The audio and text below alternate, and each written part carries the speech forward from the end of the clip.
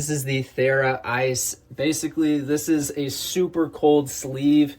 It will get ridiculously cold here with this gel. Almost frozen, but not quite. So it's very squishy.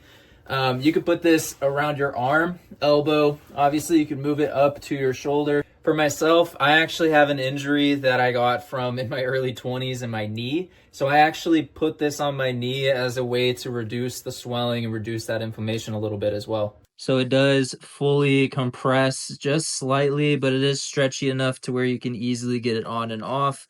And again, it does have a nice barrier here to where it's not too cold. Unlike a lot of other ice packs, this thing is super stretchy, super well made.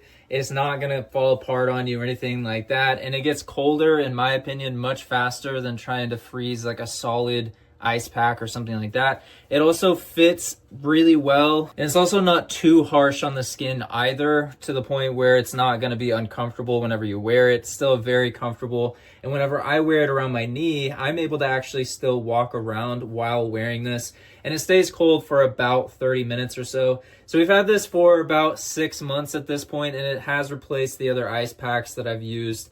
This one is the one that I would choose. And honestly, I just wish that I got another one that I could give away as a gift.